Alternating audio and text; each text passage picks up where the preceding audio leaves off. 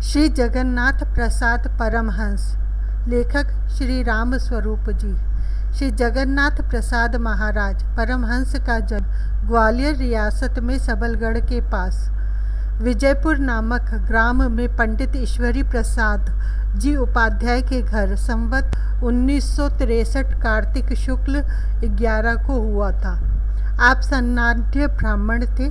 जब ये 4 साल के थे तभी इनके पिता का देहांत हो गया।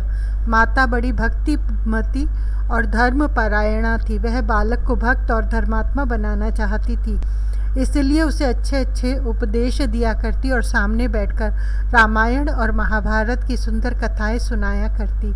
वे बड़े प्रेम और श्रद्धा से कथा सुनते। 14 साल की उम्र में पढ़ाई छोड़कर ये घर आ गए।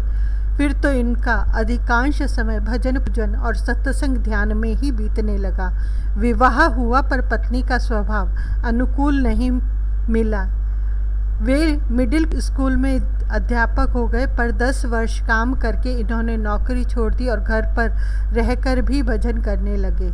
ये श्री हनुमान जी को अपना गुरु मानते थे और 2-2.5 महीने में उनका नया श्रृंगार तैयार करके फिर 2-3 दिनों में उन्हें नए श्रृंगार से सुसज्जित कर पाते थे। गृहस्थ आश्रम में रहते हुए भी ये सदा निर्लिप्त से रहे। केवल एक धोती पहनते थे, आधी कची हुई और आधी कंधे पर पड़ी रहती थी। इनके चेहरे पर सदा मुस्कान छाया रहती। 22 दिनों तक भोजन नहीं करते, न किसी का निमंत्रण स्वीकार करते।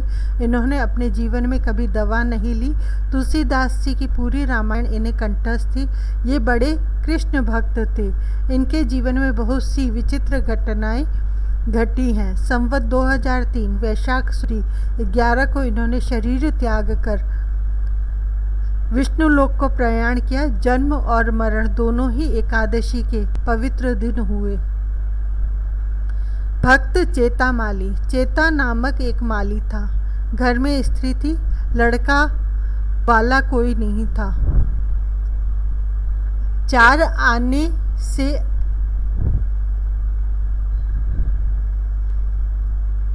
कमाई का काम नहीं करता था, कम भले हो। उसने एक छोटी सी दुकान ले रखी थी। 1 माला रोज दुकान का भाड़ा था।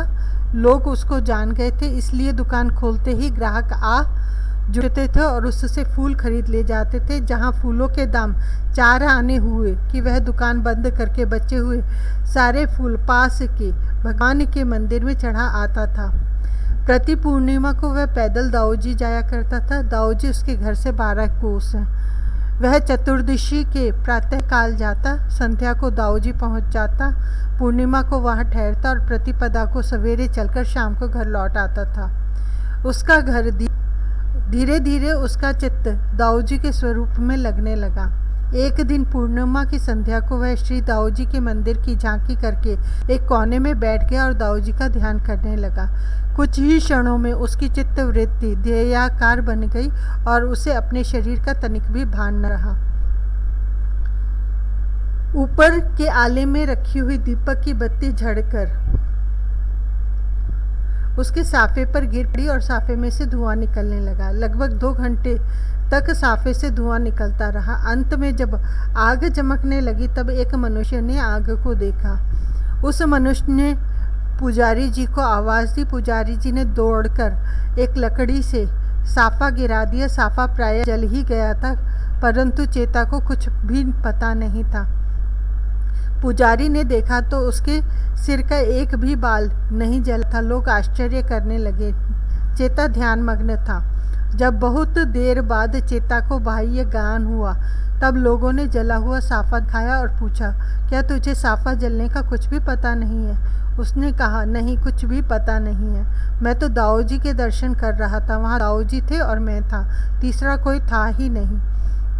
मुझे बड़ा ही आनंद आ रहा था। मुझे पता नहीं कब आग लगी और कब साफा सिर से उतारा गया। चेता की भक्ति दिनों दिन बढ़ती गई और वह भगवान का बड़ा प्यारा भक्त हो गया।